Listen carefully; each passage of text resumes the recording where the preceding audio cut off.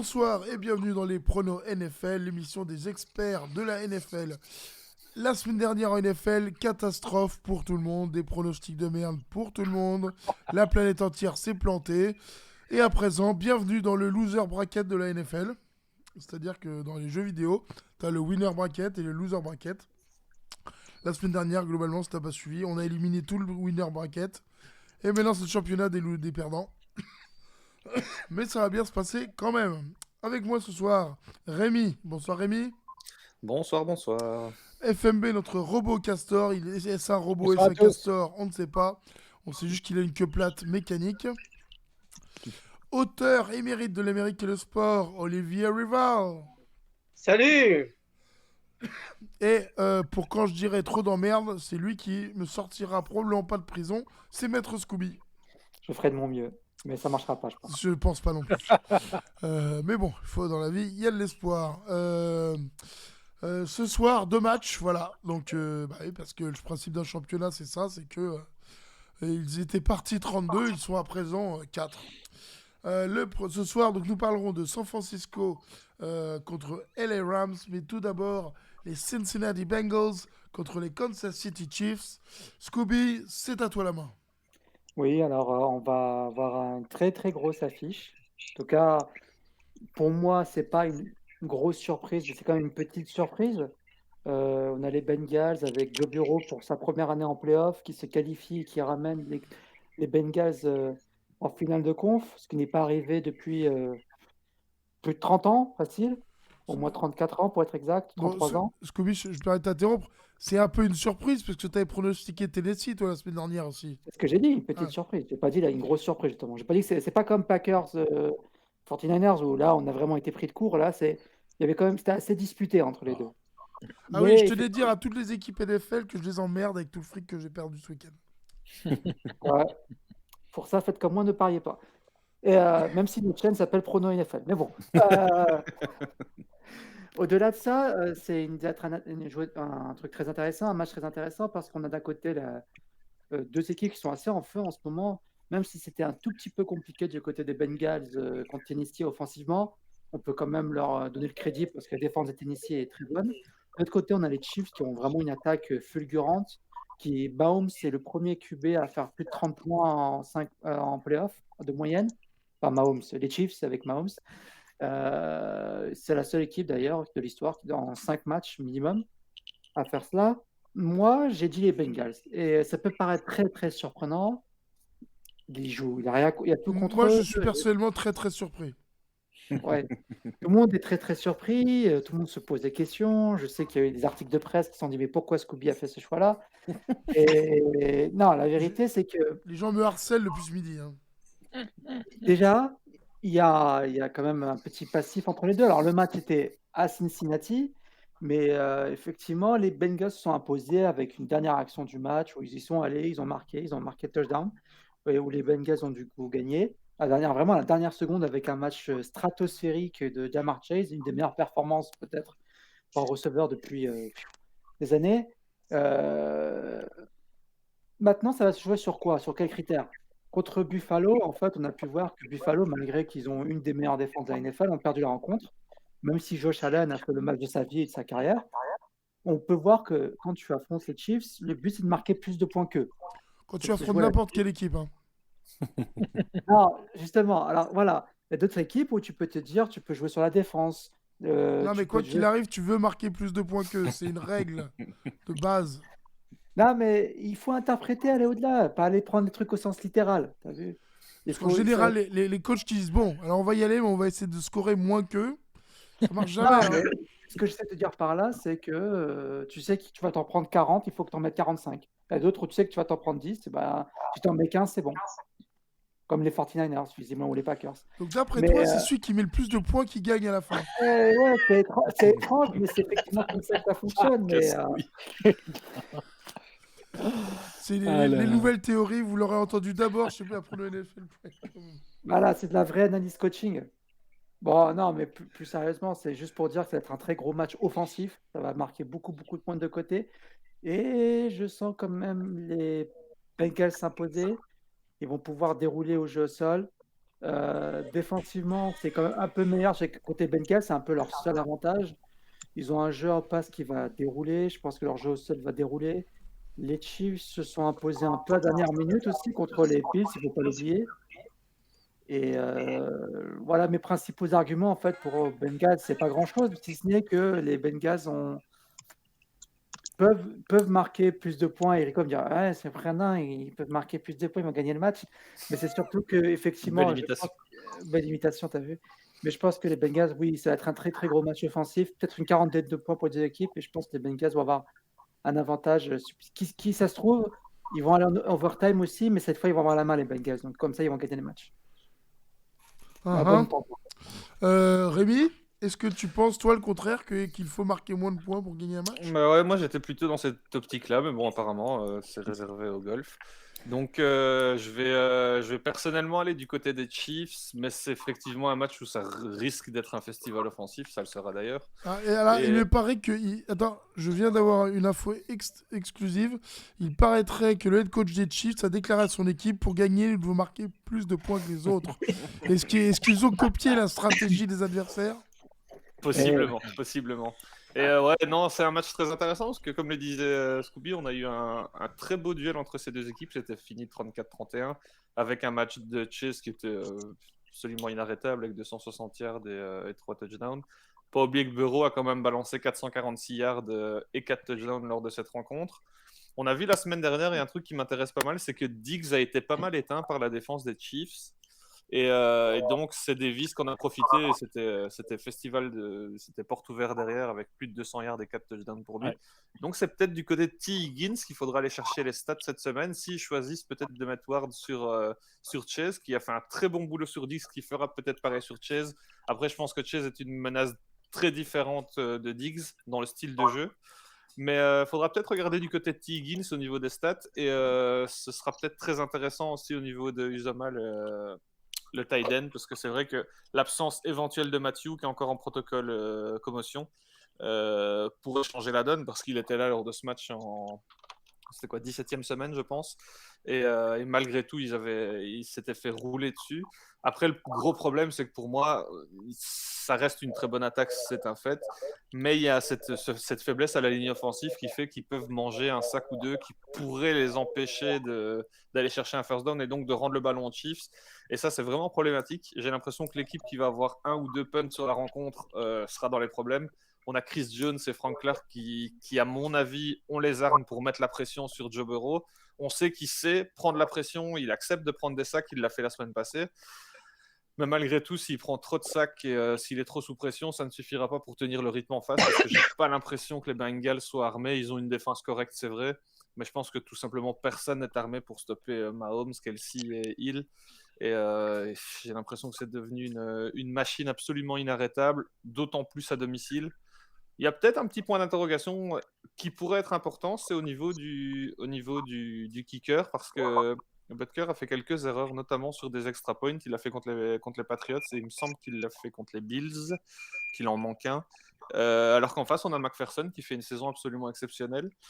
Donc pourquoi pas, ça pourrait se jouer aussi à ça, un field goal raté ou une conversion ratée. Match très serré, mais pour moi, les Chiefs sont supérieurs parce qu'ils sont absolument inarrêtables. Je ne sais pas ce qu'en pense Olivier, qui a pu constater les dégâts face à ces Bills. Écoute, je pense que tu as à peu près tout dit. J'aime beaucoup, comme vous le savez, l'équipe des Bengals, et j'avais ce fameux premier match à Cincinnati avait été de toute beauté. Mais là, on est quand même avec une équipe des Chiefs qui est en pleine confiance devant son public. Et on a vu quand même des gros problèmes de la ligne offensive des Bengals dont tu as parlé. Je pense qu'effectivement, ça risque de se jouer là-dessus parce que comme tu le dis, quand ils auront pris 2 ou 3 sacs avec des pertes de terrain et qu'ils seront obligés de punter derrière, ça sera peut-être les seuls punts qu'on verra dans ce match. Donc, c'est aussi pour ça que j'ai du mal à malgré tout à voir les Bengals s'en sortir. La seule chance qu'ils ont de secouer ces Chiefs, c'est d'essayer de faire un petit peu comme les Bills ont essayé de le faire dimanche, c'est-à-dire de rentrer dans une série sans fin de points et d'essayer de rendre coup sur coup. Avec Chase et Burrow, ils peuvent en être capables s'ils sont vraiment dans un bon moment et qu'ils arrivent à le faire. Mais est-ce qu'ils peuvent arriver à le tenir tout un match? J'ai du mal à y croire. Donc, je joue les Chiefs dans un match qui s'annonce quand même particulièrement spectaculaire. FMB? Alors, je joue les Chiefs aussi pour une simple raison, c'est que même si Burrow est quand même le premier QB qui a été drafté en premier tour de draft et a joué dans une finale au bout de 2 ans de l'AFC et que les Bengals, donc c'est leur première finale en AFC depuis 1988, donc il y en a plein qui n'étaient pas nés encore. Je pense que le Kansas City est très largement au-dessus, même si ce fameux match dont vous parlez là, c'était en semaine 17 quand même, où Kansas avait la tête ailleurs. Donc là, je pense que ça va être différent. Et comme l'a dit Rémi, je pense que le match va résider sur l'utilisation d'Higgins, voire de Boyd. Ou sinon, c'est Bureau qu'il va falloir qu'il court. Mais je pense qu'il va courir malgré lui, de toute façon. Ouais. Ils ont quand même perdu le home field là, sur ce match, François. Donc, il y avait quand même un vrai enjeu pour le coup. Ils ont laissé la première place à Tennessee. Exactement. Donc, bon, voilà. Ouais, mais ils n'étaient pas dedans, à mon avis. Ouais. Ouais, bon, Possiblement. on verra bien. Est-ce que Gros score, en tout cas. Est-ce que quelqu'un a un coup de cœur ou coup de gueule cette semaine? Personne? Grand moment de solitude. Bon, allez, j'ai un grand coup de gueule qui n'a rien à voir avec le football américain. Ah, très bien. Voilà. Voilà, j'ai peur. Parler un peu de géopolitique et grand coup de gueule à l'OTAN. Voilà, ça y est. NATO en anglais. Voilà, la chaîne est Voilà. cancel. Voilà, la chaîne est cancel. On fera jamais les États-Unis, on n'ira jamais au Super Bowl. Qui communiquent comme des brels sur Twitter en disant voilà, on a reçu tant d'avions de nos amis français, tant d'avions de nos amis danois, etc. On n'est pas sur un jeu vidéo, les gars. Donc réveillez-vous à l'OTAN, communiquez de façon correcte, s'il vous plaît. Voilà. Donc du coup, Olivier est parti. On n'a pas vu venir celui-là. J'espère que l'OTAN entendra ce message. Voilà. Ouais, non, je cherchais quelque chose à dire, mais pas mieux, quoi. Voilà. Ah bah ça. Non, le coup de gueule contre l'OTAN, je n'ai pas vu venir. Ouais, rien, voilà. Pas mieux, tout simplement. FMB, si tu nous parlais des San Francisco 49ers contre les Rams. Alors, je ne suis pas un super fan des 49ers, mais j'adore le système de Kyle Shanahan. J'en ai parlé déjà la semaine dernière, mais il maîtrise à fond l'outside zone, les counters en jeu au sol, les bootlegs, les rollouts, les screens et les passes en sail. Et avec leur QB Garoppolo, qui est quand même, comme on le sait, un QB moyen, mais qui maîtrise très bien le high-low read, donc la lecture en high-low. Donc, franchement, chapeau Shanahan. Et ce qui me plaît en plus, c'est que son jeu au sol, là, donc de l'outside zone, qui est basé sur le stretch, que son père utilisait déjà, donc pour les plus anciens qui écoutent l'émission, qui était donc aux Redskins sous Joe Gibbs, et qu'il a emporté aussi aux Broncos. Donc, en utilisant des linemen un peu plus légers, plus petits, mais beaucoup plus rapides.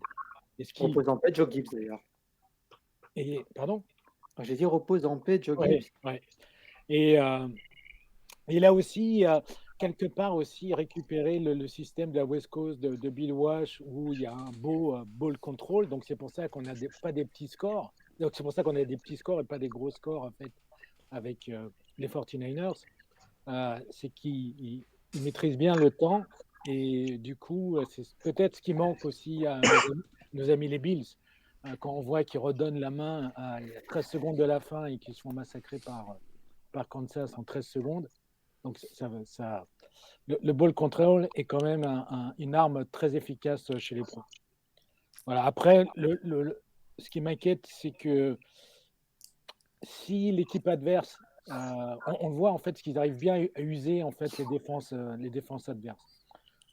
Et pourquoi je joue les 49ers? Parce que les Rams, je ne sais pas si vous vous êtes rendu compte, contre Tampa Bay, ils avaient du mal à la fin. Malgré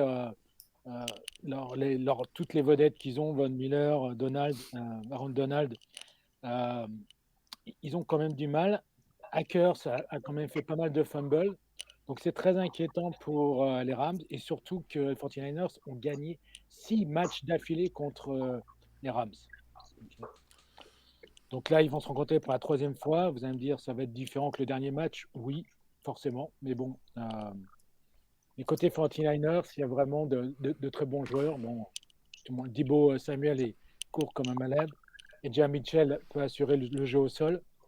Kittle, un tight end, pour moi, c'est le meilleur tight end parce qu'il bloque, il sait très bien bloquer et il sait très bien recevoir les passes. Et côté défense, on aura là le retour de Bosa, Tamstead et Warner. Donc, je pense, franchement, ça va être un beau match comme en 1989 pour les anciens entre Joe Montana et Jim Everett. Où Everett avait été intercepté 3 fois. Donc, je passe la main à qui, Rico? Je sais même plus. Olivier, c'est à toi. Olivier. Alors que dire déjà, je suis pas hyper passionné par ce match qui va décider qui va se prendre 40 pions au Super Bowl contre Kansas City. J'ai un peu de mal avec ces deux équipes. Alors d'un côté, les 49ers, effectivement, comme François les défend bien, il y a ce système, il y a Samuel qui est toujours très, très, très, très sympa à voir. Il y a une bonne défense, etc. Enfin bon, c'est une équipe qui est quand même miraculée, qui s'est retrouvée au playoff un peu par hasard, qui arrive à gratter ses matchs là, les uns après les autres. Enfin, à un moment, il va bien falloir que ça s'arrête. Et puis de l'autre côté, il y a les Rams. Alors les Rams, ils étaient partis pour gagner le match contre les Bucks, les doigts dans le nez. Et puis d'un seul coup, ils ont décidé d'arrêter de jouer, de faire 12 fumbles, de rendre le ballon à Brady pour juste question de se faire peur. Évidemment, les Rams, c'est une équipe qui a été créée pour gagner cette année le Super Bowl. Ils ont toutes les stars qui vont avec, mais il y a toujours quelque chose qui cloche dans cette équipe, même si par moment ça peut être brillant, même si par moment on a l'impression de voir une très très solide équipe. Donc voilà, il y a des faiblesses dans ces deux équipes.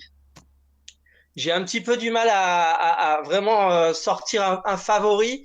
Malgré tout, il y a les points qui poussent vers les 49ers, c'est effectivement le fait qu'ils ont déjà battu les Rams 2 fois, que du point de vue on va dire du collectif, c'est sans doute une équipe qui est beaucoup plus. Oui, 2 fois cette année, 6 fois, t'as raison.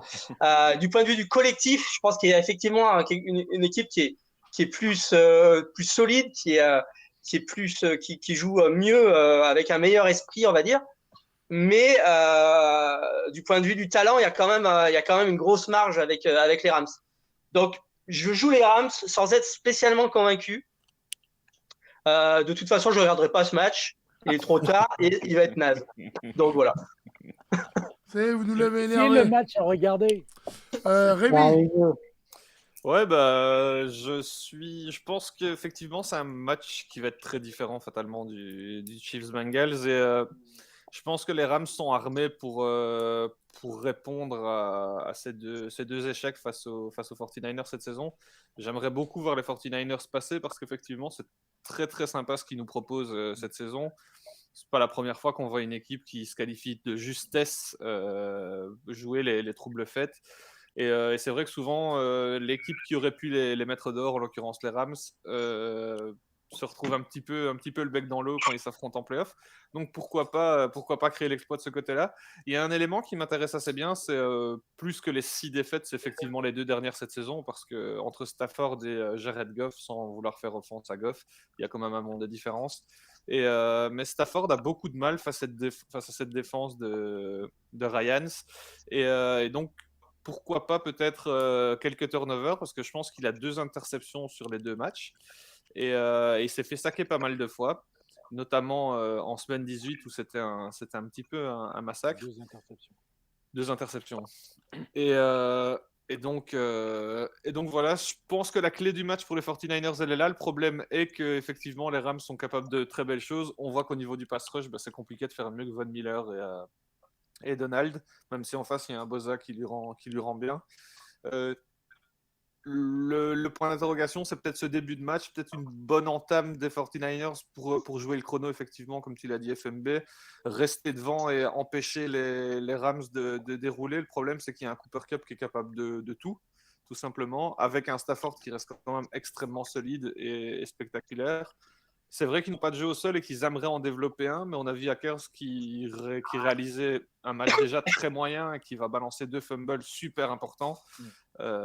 C'est quand même problématique. Est-ce que Sonny Michel peut être un peu plus impliqué, lui qui est moins performant mais beaucoup plus propre avec le ballon? Je ne sais pas. Mais j'ai l'impression que ça va se jouer que à la passe de ce côté-là. On a vu un Cup qui avait été efficace face à la défense des 49ers malgré les 2 défaites. Ouais. Mais Beckham avait eu beaucoup plus de mal. Est-ce que cette fois-ci c'est la bonne pour lui? C'est possible parce qu'on a vu que dans ces playoffs-ci, il a quand même été très important. Donc c'est peut-être ma clé du match et c'est pour ça que je donne mon petit avantage aux Rams parce que j'ai l'impression qu'offensivement, ça peut aller un petit peu plus vite et ça peut scorer un peu plus facilement. On a vu que les 49ers étaient quand même un petit peu en difficulté offensivement la semaine dernière et c'est sur un exploit en special team qu'au final ils font la majorité de leurs points. Donc voilà, avantage Rams, mais j'avoue espérer quand même de tout cœur voir les 49ers créer un petit exploit du côté de Los Angeles.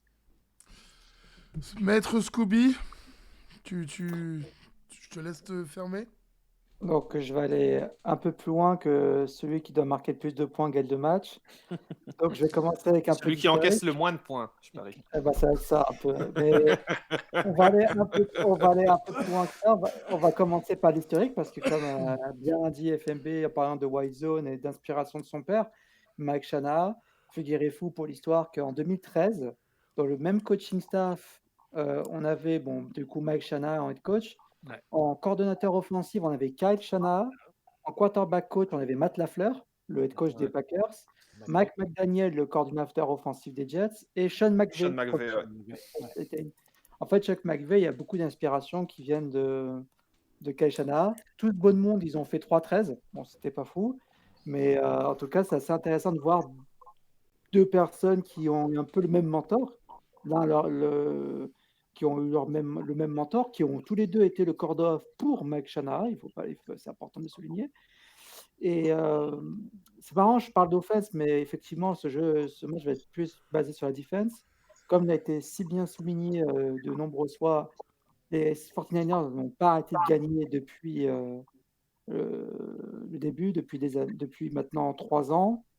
Du coup, comme il y a 6 victoires d'affilée, c'est important de souligner en fait au début quand je parlais de l'offense, parce que Kyle Shanahan justement a eu comme coach de position Sean McVay. Leur inspiration, leur système se ressemblent beaucoup dans une certaine mesure, en tout cas au niveau du jeu au sol et de la white zone. Et ça peut beaucoup aider pour les 2 équipes pour savoir comment jouer en défense, comment se planifier, comment savoir que je sais défendre mon système, je connais mon système, donc je serai capable de le défendre et de défendre pour quelqu'un qui joue au même. Et dans cet avantage-là défensif, je vois quand même les 49ers qui les ont plus qu'impressionnés face aux Packers. C'est une équipe qui est quand même assez resplendissant. On se pose encore question si Aaron Rodgers va être MVP.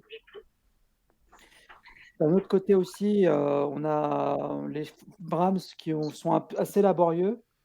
On ne sait pas trop. On pensait qu'ils allaient tout cartonner quand ils ont signé Von Miller. La semaine qui arrive, ils jouent les 49ers en Monday Night. Ils se prennent une raclée 34-10. Du coup, c'est pour ça que moi, je ne suis pas si convaincu par les Rams. Et je ne pense pas que les 49ers soient aussi pourris que ça. Ils ont un jeu au sol intéressant. Ils ont un des meilleurs left tackles de la NFL, à savoir Trent Williams.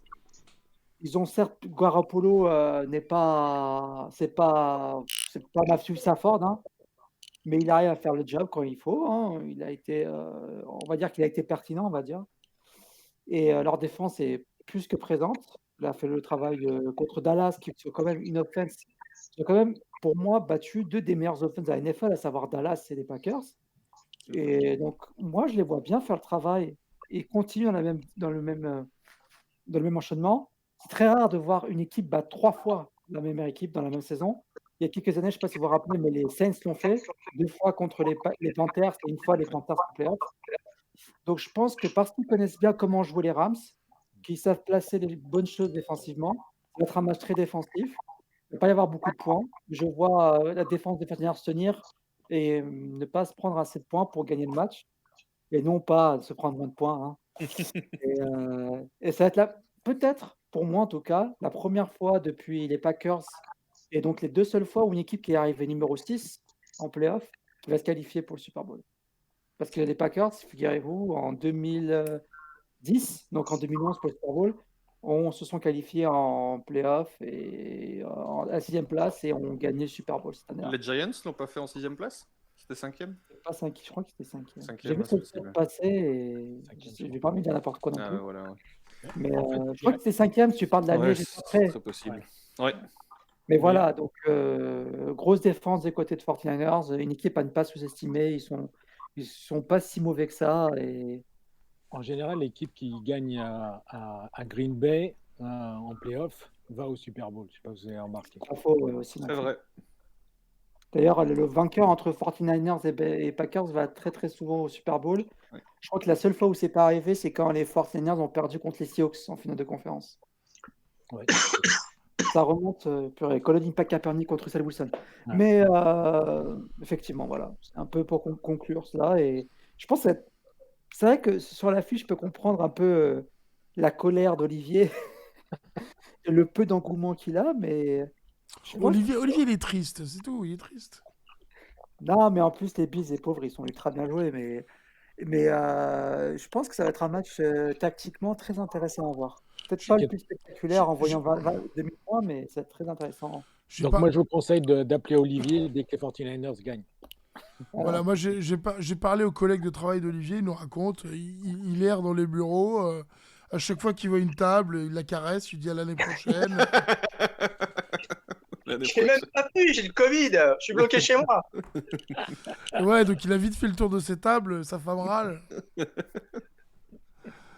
Bref, messieurs, je vous souhaite des très bonnes demi-finales.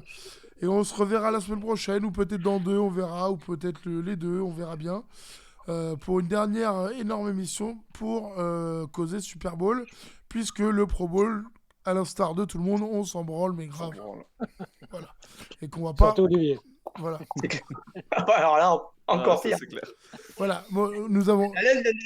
Alain vient de les envoyer chier d'ailleurs. Voilà, Ouais, bonne chose, hein. mon pronostic, c'est que l'équipe qui gagnera le Pro Bowl sera composée uniquement de joueurs qui n'iront pas au Super Bowl. Voilà. Bravo. Je veux dire, et statistiquement, Bravo. ça se prouve toujours vrai.